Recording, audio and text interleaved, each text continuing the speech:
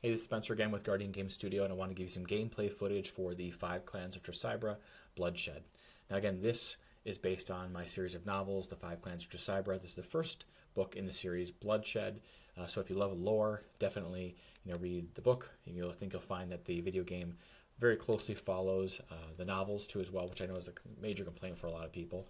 You can play as all 5 of the different clans members, and they of course wield different weapons. You've got Beckett, the Staff Warrior, Drut the Sling Wielding Warrior, Keth the Axe Warrior, Spear Wielding Warriors of the Nova Clan, Soren, and then Zane the Bow and Arrow Warrior. So there's a ton of replayability just being able to play the entire game through, and these are very, very different players. I mean, they have a ton of differences in their speed, their defense, their life, their hit points, the type of weapons, whether it's close range or like a melee type of weapon. So I think you're going to find that there's a ton of replayability and difficulty here. So I'm playing as Soren, of course, and I'm going to go over and buy some supplies. So I think you guys are really going to love this game. There's just some fantastic programming by Dale Coop. And again, my head's kind of cutting off the very bottom corner of it, so you're missing some of the text. Hopefully that doesn't dissuade you from wanting to buy the game here. But I'm going to really just kind of get as much of this as I possibly can, because this is not an easy NES game. In the beginning, it is quite difficult, and then it does get more and more difficult over time. So, all right, I think I got what I need. You can check out, of course, the blacksmith and the church here too as well. Talk to some NPCs, but I think what you guys want to see is some gameplay footage. Now, Soren is the dual spear wielding warrior, so you might see that I can throw a spear sometimes, but of course, if you are a spear wielding warrior, say that 10 times fast, you only have 2 of them, right? So you're not able to just keep on chucking those things, because that wouldn't really make sense. Not like you're carrying with you an unlimited number of spears. So what we did instead was, when you throw a spear, there's some time delay between when you throw it and when you can throw it again. So you see there, and of course I can't throw again. There's a little bit of a time delay, and that time delay was more or less to try to show like, hey, maybe the person's picking up that spear that they threw, to make it more realistic. And I wish my head wasn't blocking as much of the screen here, but I think you'll find that this game is a ton of fun. It's kind of like that Zelda-esque. I missed that coin there. So, and you're gonna quickly make it over to the dungeons. You definitely want to defeat a lot of the beasts of Tresibra, and you definitely need the coins.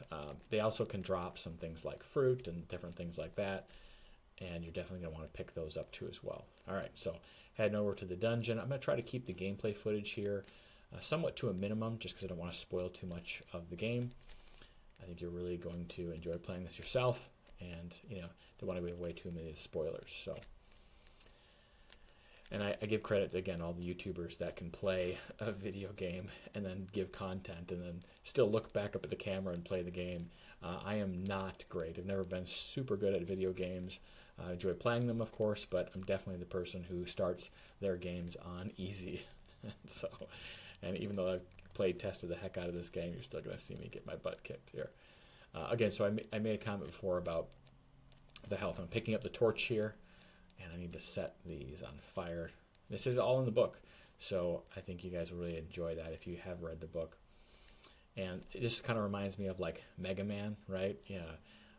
When you're running from the lasers in the Quick Man stage. And you can tell, there's a huge speed difference between, like, say, Keth and Soren, where it's going to be a lot more difficult to traverse these halls with somebody like Keth as it would be with somebody like Soren. And see if I can see. I think by muscle memory, I understand where everything is at still, but my head is blocking a lot of the view here, so hopefully that doesn't get in the way. But I just had so much fun with this game playing it. Again, a lot of credit to Jesse Warwick of Dragon Forge Studio for making some just absolutely gorgeous, gorgeous art.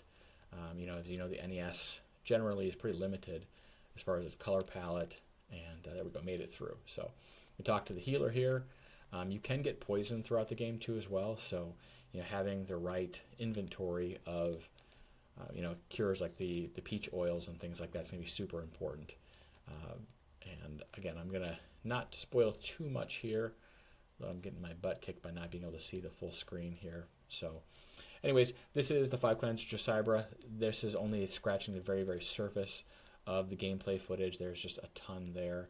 I think you guys are really going to enjoy this. I have a ton of fun playing it, and again, got some fantastic programming by the legendary Dale Coop, who just does an unbelievable job. He's been a part of so many different NES projects. And again, if you want some more lore, certainly that's going to be something that you're going to enjoy with the series of novels. And then again, the tunes by Jordan Walters again. So thanks. If you want to back this game, get a copy for yourself. And thanks again.